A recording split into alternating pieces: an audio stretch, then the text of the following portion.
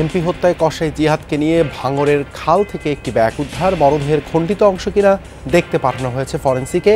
জিজ্ঞাসাবাদ চলছে ঢাকায় রিমান্ডে থাকা ৩ জনের।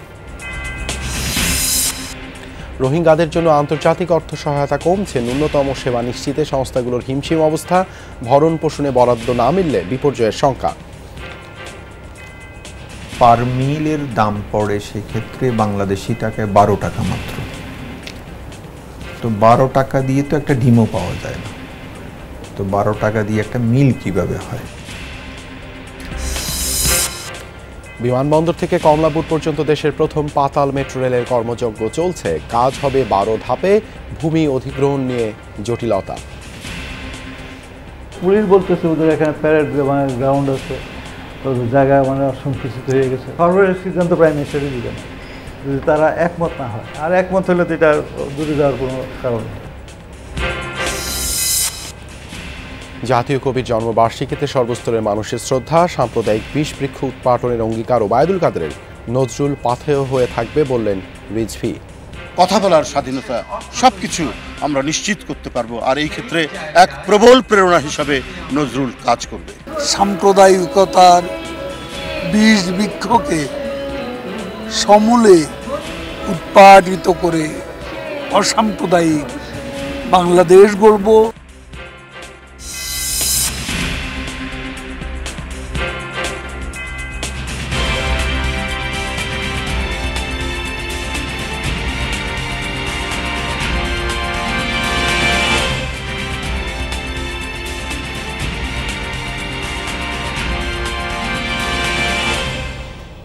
আমন্ত্রণ যমুনা নিউজে আপনাদের সঙ্গে আছে আমি দেবাশিস রঞ্জন সরকার। এতক্ষণ শিরোনাম দেখছিলেন, এবারে বিস্তারিত।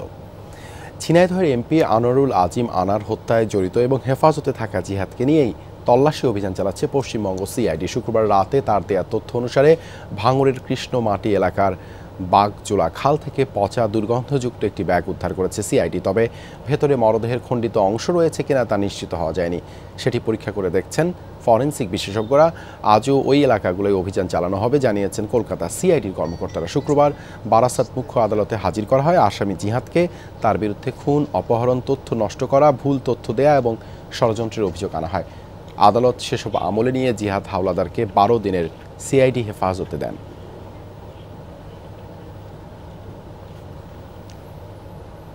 এদিকে এমপি আনার হত্যার ঘটনায় রিমান্ডে নেয়া 3 আসামির চলছে জিজ্ঞাসাবাদ। শুক্রবার শিমুল ভূঁইয়া ওরফে আমানুল্লাহ, তানভীর ভূঁইয়া ও সেলেস্টি রহমানের প্রত্যেককে 8 দিন করে রিমান্ড দেন ঢাকার মেট্রোপলিটন ম্যাজিস্ট্রেট দিলরুবা আফরোজের আদালত।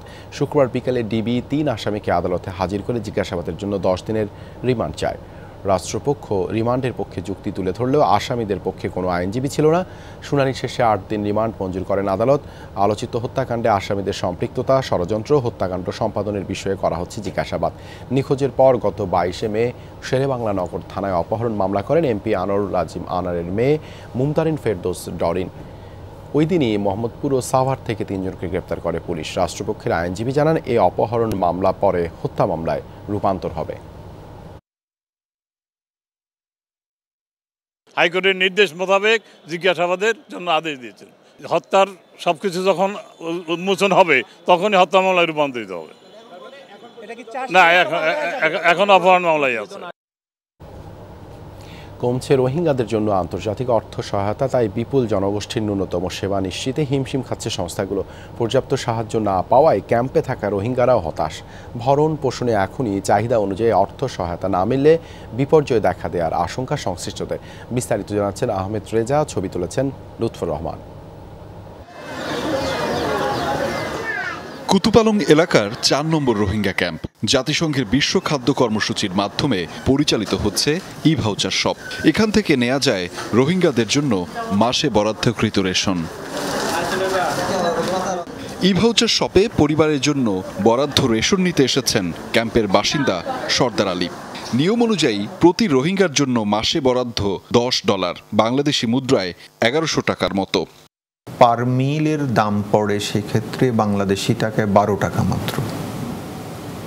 তো 12 টাকা দিয়ে তো একটা ডিমও পাওয়া যায় না, তো 12 টাকা দিয়ে একটা মিল কিভাবে হয়? ক্যাম্পের আরেক বাসিন্দা জয়তুন খাতুন। স্বামীহারা জয়তুনের সংসার 5 জনের। জানালেন রেশনে কোনো রকম 20 দিন যায় তার, মাসের বাকি 10 দিন কাটে ধার দেনা বা না খেয়ে। মাসাল্লাহ রেশন দিলে 10 দিন 20 দিন হাই ভারি, 15 দিন 20 দিন আর 10 দিন নকুলা। এই ক্যাম্পের অনেক পরিবারের অবস্থাই এমন, রেশনের টাকা ফুরালেও ফুরায় না মাস। গ্যাস নকুলা হিন্দি রাশন আনি দিহিন হেতে দিন 10-20 দিন যা দিতে বা দান নকুলা হাই ভারি বেশি 10 দিন আগারে 15 দিন হান করে দূর হাই ভারি। মিয়ানমার থেকে পালিয়ে আসা 10 লক্ষেরও বেশি জনগোষ্ঠীর ভরণ পোষণে হিমশিম খাওয়ার কথা জানাচ্ছে আন্তর্জাতিক সংস্থাগুলো। সম্প্রতি ইতালির রোমের ইউএন এজেন্সিতে নিযুক্ত যুক্তরাষ্ট্রের রাষ্ট্রদূত জেফ্রি প্রিস্কট ঘুরে দেখেন ক্যাম্প। আরও $3 কোটি অর্থ সহায়তা ঘোষণা দেন রোহিঙ্গাদের জন্য। We have to find ways to step up and work together to address this. One of the reasons that I'm here is to try to bring some focus to this ongoing crisis. We're trying to get other donors to step up and do more. We need to have NGOs, we need to have the private sector, we need to have other governments joining us in this effort. বিশ্ব খাদ্য কর্মসূচি কার্যক্রমের বাংলাদেশ প্রধান বলছেন বেশ আর্থিক চাপ যাচ্ছে, এখনই দরকার আন্তর্জাতিক সম্প্রদায়ের অর্থ সহযোগিতা বাড়ানো। We have to assist them at least with their basic needs and also some of their basic livelihood and some form of self-reliance so that they don't become over-dependent on free handouts. 2017 সালে আশ্রয় নেয় রোহিঙ্গারা। তাদের জন্য চাহিদার সর্বোচ্চ 75% সহায়তা এসেছিল 2019 সালে, আর সবচেয়ে কম আসে 2023 সালে, যা চাহিদার মাত্র 50%। অনেকেই ক্যাম্প থেকে বেরিয়ে যাওয়ার চেষ্টা করছে কাজের সন্ধানে কিংবা খাদ্যের সন্ধানে। তো সেটি আমাদের স্থানীয় জনগণের উপর সাংঘাতিক রকম একটি আপনার ঋণাত্মক প্রভাব তৈরি করেছে এবং একইভাবে আমাদের সরকারের জন্য এটি মোকাবেলা করা অনেক কঠিন হয়ে পড়েছে। বৈশ্বিক নানা সংকটে রোহিঙ্গা সংকট যে প্রাধান্য হারাচ্ছে তা মনে করছেন অনেকেই। তবুও এই সংকট সমাধানের পথে বিশ্ব নেতাদের হাঁটতে অনুরোধ জানিয়েছেন সংশ্লিষ্টরা। বিশেষ করে বিপুল এই জনগোষ্ঠীর অর্থ সংস্থান যোগানে আরও বেশি ত্বরান্বিত পদক্ষেপ নেওয়া দরকার বলেও মনে করছেন তারা।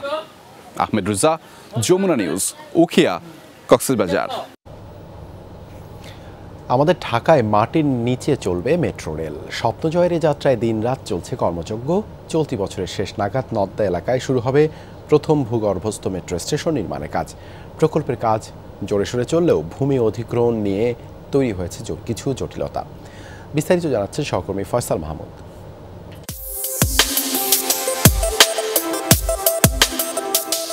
বাংলাদেশে পাতাল মেট্রো রেল কয়েক বছর আগেও এমনটা স্বপ্ন মনে হলেও সেই স্বপ্ন পূরণে এখন কাজ শুরু হয়েছে জোরে সোরে। দ্রুতগতিতে এগুচ্ছে 31 কিলোমিটার দীর্ঘ দেশের প্রথম পাতাল মেট্রো রেলের নির্মাণ কাজ। কথা ছিল 2026 সালের ডিসেম্বরেই ঢাকা শহরের নিচে চলবে মেট্রো রেল, তবে সেই সময় বাড়তে পারে বলে আভাস দিয়েছে কর্তৃপক্ষ। Dhaka mass rapid transit MRT line 1 নির্মিত হচ্ছে দুটি অংশে। প্রথম অংশ বিমানবন্দর রুট, যেটি হযরত শাহজালাল আন্তর্জাতিক বিমানবন্দর, খিলক্ষেত, বাড্ডা, মালিবাগ হয়ে কমলাপুর পর্যন্ত যাবে। প্রায় 20 কিলোমিটার অংশের পুরোটাই হবে মাটির 10 থেকে 30 মিটার নিচ দিয়ে। এজন্য ব্যবহার করা হবে টানেল বোরিং মেশিন, এতে মাটির উপরে পড়বে না কোনো প্রভাব।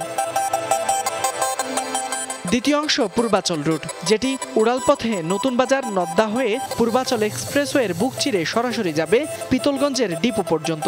প্রায় 11.5 কিলোমিটার এই অংশ নির্মাণে আবারও কাটাছেঁড়া হবে দৃষ্টিনন্দন পূর্বাচল এক্সপ্রেসওয়ে। ফলে এ পথে সমন্বয়হীনতায় আবারও সইতে হবে উন্নয়ন যন্ত্রণা। পুরো এই প্রকল্পের কাজ হবে 12টি ধাপে। প্রথম ধাপের আওতায় রূপগঞ্জের পিতলগঞ্জে চলছে ডিপো এলাকার ভূমি উন্নয়নের কাজ। পাশাপাশি পঞ্চম ধাপের আওতায় বছরের শেষ নাগাদই শুরু হবে ভূগর্ভস্থ প্রথম নদ্দা মেট্রো স্টেশনের নির্মাণ কাজ। সে লক্ষ্যে রাজধানীর প্রগতি সরণির নদ্দা এলাকায় সড়ক সংকুচিত করে চলছে পরিষেবা লাইন স্থানান্তর কার্যক্রম। এতে তৈরি হয়েছে সড়কে ভোগান্তি। এখন যেহেতু আবার মধ্য লাইনটা বন্ধ করে দিয়েছে, সেটা এক লাইনে পরিণত হয়েছে। এখান থেকে এমনিতেই তো জ্যামজট সবসময় থাকে, আর এখন তো আরও বাড়ছে। আমি নতুন বাজার থেকে হেঁটে আসছি জ্যামের কারণে, হেঁটে অনেক আগে চলে আসছি, আমার 20 মিনিট লাগবে, কিন্তু বাসে উঠলে আমার 2 ঘন্টা বসে থাকতো তো গরমের মধ্যে। আমরা খুব দ্রুত কাজ করে যাচ্ছি, ইনশাল্লাহ আশা করি এই দ্রুততার সাথে কাজটাই আমরা আগায় নিয়ে যাব এবং আমরা 24 ঘন্টাই কাজ করতেছি। এমআরটি লাইন 1 প্রকল্পের প্রথম ভূগর্ভস্থ মেট্রো স্টেশন তৈরি হবে যমুনা ফিউচার পার্কের সামনের সড়কের এই অংশটিতে, যার কারণে এই সড়কের নিচে থাকা সকল পরিষেবা লাইন স্থানান্তরে চলছে তোড়জোড়। এই যখন প্রকল্পের কাজের অগ্রগতি, তখন বিপত্তি বাধে সরকারের আরও একটি সংস্থার আপত্তিতে। রেলওয়ের সাথে ভূমি অধিগ্রহণ নিয়ে জটিলতা কাটলেও নতুন করে আপত্তি জানিয়েছে পুলিশ। রাজারবাগ এবং এয়ারপোর্টের সামনের পাতাল মেট্রো রেল স্টেশনে ওঠানামার সিঁড়ি এবং ভেন্টিলেশন ডাক্ট নির্মাণে নিজেদের জায়গা ছাড়তে রাজি নয় সংস্থাটি। বিষয়টি চিঠি দিয়েও জানিয়েছে তারা। তবে এ বিষয়ে ক্যামেরায় কথা না বললেও আলোচনা চলছে বলে জানায় সংস্থাটি। ডিএমটিসিএল কর্তৃপক্ষ বলছে পুলিশের আপত্তি মেনে নকশা পরিবর্তনের কোনো সুযোগ নেই। পুলিশ বলতেছে ওদের এখানে প্যারেড গ্রাউন্ড আছে, ওদের জায়গা সংকুচিত হয়ে গেছে, এখানে মুক্তিযুদ্ধের কবর আছে। তারা সিনিয়র স্বরাষ্ট্র সচিবের নিকট একটা পত্র দিয়েছে যে এই জায়গা তাদের পক্ষে দেওয়া সম্ভব না। আমরা বলছি আমাদের নেসেসারি এই জায়গাটা। বিষয়টি সমাধানে সংস্থাটির সাথে আলোচনা চলছে বলেও জানায় প্রকল্প পরিচালক। মুক্তিযুদ্ধের কবর আমরা জায়গায় রেখেও পাশে করতে বলছি, অথবা যদি বলে মুক্তিযুদ্ধের যে কবর আছে সেটা আমরা শিফট করে দেবো, সেটা যে কোনো প্রস্তাবে আমরা রাজি আছি। সর্বশেষ সিদ্ধান্ত প্রাইম মিনিস্টারই দিবে না যদি তারা একমত না হয়, আর একমত হলে তো এটা দূরে যাওয়ার কোনো কারণ নেই। এর আগে মতিঝিল বালক উচ্চ বিদ্যালয়ের সীমানায় মেট্রো রেলের কিছু অংশ পড়ায় আপত্তি তুলেছিল প্রতিষ্ঠানটি, যদিও পরে শিক্ষা মন্ত্রণালয়ের হস্তক্ষেপে নিষ্পত্তি হয় বিষয়টি। ফয়সাল মাহমুদ, যমুনা নিউজ, ঢাকা। জাতীয় কবি কাজী নজরুল ইসলামের ১২৫তম জন্মবার্ষিকী আজ। এ উপলক্ষে কবি সমাধিতে শ্রদ্ধা জানাচ্ছেন সর্বস্তরের মানুষ ও বিভিন্ন রাজনৈতিক সামাজিক সংগঠন। ভোর 6:15টায় অপরাজেয় বাংলার পাদদেশে সমবেত হন ঢাবি উপাচার্য অধ্যাপক ডক্টর এএসএম মাকসুদ কামালের নেতৃত্বে বিশ্ববিদ্যালয়ের শিক্ষক, শিক্ষার্থী, কর্মকর্তা এবং কর্মচারীরা। তারা কবির সমাধিতে পুষ্পস্তবক অর্পণ ও ফাতিহা পাঠ করেন। তাছাড়া রাজনৈতিক সংগঠন এবং শীর্ষ নেতারাও জানান ফুলেল শ্রদ্ধা। এ সময় ওবায়দুল কাদের বলেন, সাম্প্রদায়িক বিষ বৃক্ষকে সমূলে উৎপাটনে আওয়ামী লীগের অঙ্গীকার। নজরুল স্বাধীনতা ও স্বাধিকার রক্ষায় কাজ করে যাবে সরকার।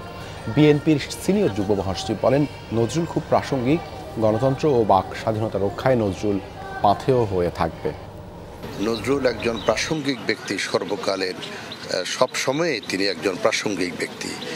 আর এই প্রাসঙ্গিকতার কারণেই আমরা নজরুলকে ধারণ করি, চর্চা করি। রুদ্ধশ্বাস পরিস্থিতির মধ্যে আছি, এই পরিস্থিতির প্রতিটি ক্ষণ, প্রতিটি মুহূর্ত নজরুল আমাদেরকে উদ্বুদ্ধ করছে প্রতিবাদের জন্য। সাম্প্রদায়িকতার বিষ বৃক্ষকে সমূলে উৎপাটিত করে অসাম্প্রদায়িক বাংলাদেশ গড়ব, সেটাই হবে নজরুলের প্রতি আমাদের শ্রদ্ধাঞ্জলি। বঙ্গোপসাগরের সৃষ্ট নিম্নচাপটি আজ দুপুর নাগাদ ঘূর্ণিঝড়ের রূপ নিতে পারে, এমনটাই জানিয়েছে আবহাওয়া অধিদপ্তর। প্রবল বেগে দেশের দক্ষিণ পশ্চিম উপকূলে আঘাত হানতে পারে ঘূর্ণিঝড় রিমাল। আবহাওয়া অধিদপ্তরের পক্ষ থেকে নিম্নচাপ সৃষ্টির কথা জানানো হয়। দেশের 4 সমুদ্র বন্দরে 1 নম্বর দূরবর্তী সতর্ক সংকেত দেখাতেও বলা হয়। মাছ ধরার যানগুলোকে গভীর সমুদ্রে না যাওয়া এবং দ্রুত উপকূলে ফেরার নির্দেশ দেওয়া হয়েছে। ঘূর্ণিঝড়ে পরিণত হলে উপকূল সহ দেশের বিভিন্ন স্থানে ভারী থেকে অতি ভারী বৃষ্টি হতে পারে, সাথে থাকবে দমকা ও ঝোড়ো হাওয়া। বর্তমানে নিম্নচাপ কেন্দ্রের 44 কিলোমিটারের মধ্যে বাতাসের সর্বোচ্চ গতিবেগ ঘন্টায় 40 কিলোমিটার, এটি 50 কিলোমিটার পর্যন্ত বাড়ছে। এর প্রভাবে সাগর উত্তাল। সম্ভাব্য ঘূর্ণিঝড় রিমালের আঘাত মোকাবেলায় উপকূলীয় এলাকাগুলোই নেওয়া হয়েছে প্রস্তুতি। এই বিষয়ে আরও জানাতে কক্সবাজার থেকে যুক্ত হচ্ছেন সহকর্মী এহসান আল কুতুবী। এহসান, ঘূর্ণিঝড় মোকাবেলায় পূর্ব প্রস্তুতির বিষয়টি একটু জানাবেন, কেমন আবহাওয়া দেখছেন এখন কক্সবাজারে?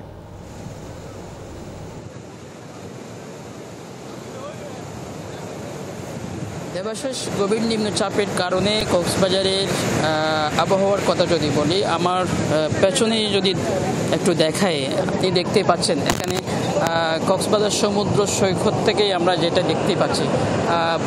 গতকাল আমরা যেটা দেখেছিলাম ঢেউয়ের অবস্থা, সাগরের অবস্থা, আজকে কিন্তু সাগরের অবস্থা আরও ভয়াবহ, অর্থাৎ ঢেউয়ের তীব্রতা কালকের চেয়ে অনেক বেশি বেড়েছে এবং পানির উচ্চতাও বেড়েছে। আমরা যেখানে দাঁড়িয়ে আছি এখানে আসলে পানি থাকার কথা না, এখান থেকে প্রায় আরও 200 মিটার দূরে পানি কিন্তু অবস্থান থাকে সবসময়। এবং কক্সবাজার সমুদ্র সৈকতের যে কিটকট চেয়ারগুলো রয়েছে সেগুলো কিন্তু আরও অনেক দূরে থাকে। কিন্তু আমরা আজকে সকাল থেকে দেখছি যেহেতু পানির উচ্চতা বেড়েছে, ঢেউয়ের তীব্রতা বেড়েছে, বিশাল বিশাল ঢেউ সমুদ্র এখানে কুলে আসতে পড়ছে, সে কারণেই সবাই সতর্ক অবস্থানে রয়েছে। এখানে আমরা দেখতে পাচ্ছি লাইফ গার্ডের যে সদস্যরা রয়েছেন তারা কিন্তু কোনো পর্যটককে পানিতে গোসল করতে দিচ্ছেন না এবং নামতে দিচ্ছেন না, যাতে কোনো ধরনের বিপদের সম্মুখীন না হয় সেজন্য তারা সতর্ক অবস্থানে আছেন।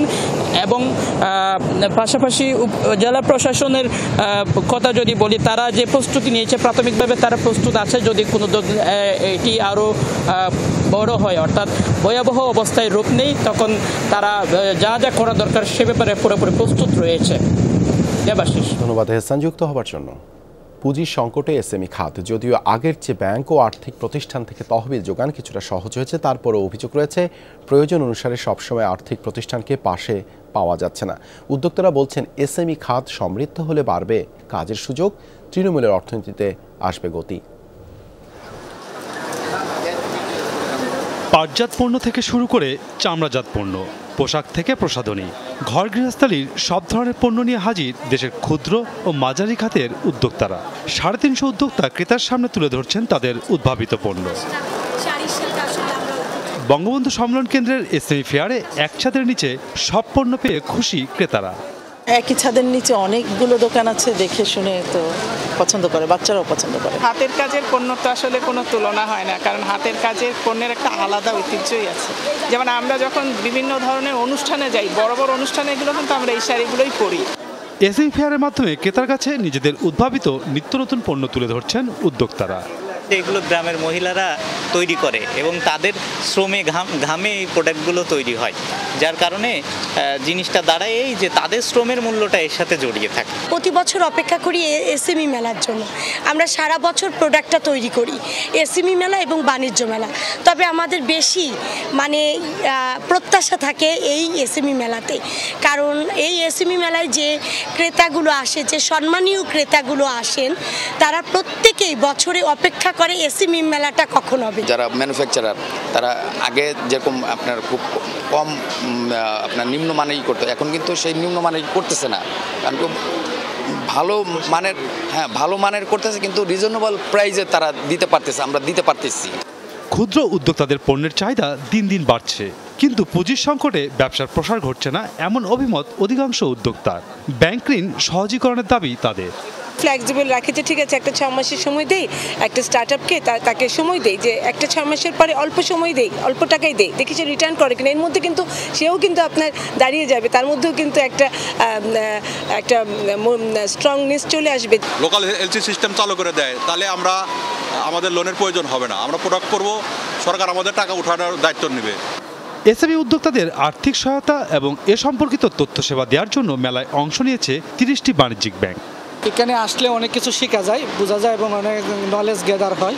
এখানে আসলে বিভিন্ন ব্যাংকগুলো যে সহযোগিতা করছে, আমরা অনেক সময় ব্যাংকে গেলে পাত্তা পাচ্ছি না, এখানে এসএমই উদ্যোক্তাদের জন্য ভালো সুযোগ সুবিধা দিচ্ছে। এসএমইর ক্ষেত্রে অনেকেই আপনার পোর্টাল দিয়ে আসলে প্রোডাক্টটা নিতে পারছে না, কারণ হচ্ছে যে সবার পক্ষে তো আর জমি মর্টগেজ দেওয়া সম্ভব না। সেক্ষেত্রে আমাদের অনেকগুলো প্রোডাক্ট আপনার ম্যাক্সিমাম আমাদের পোর্টফোলিওর ম্যাক্সিমাম হচ্ছে যে কোলাটেরাল ফ্রি।